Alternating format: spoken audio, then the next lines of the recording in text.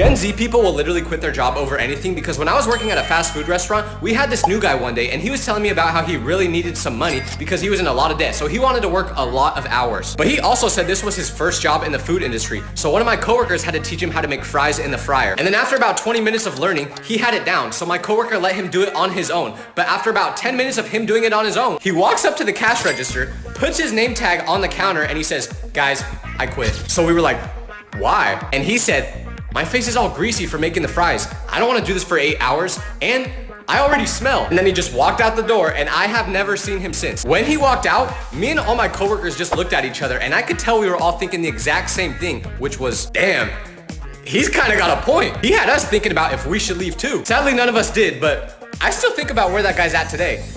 Probably a CEO if I had to guess.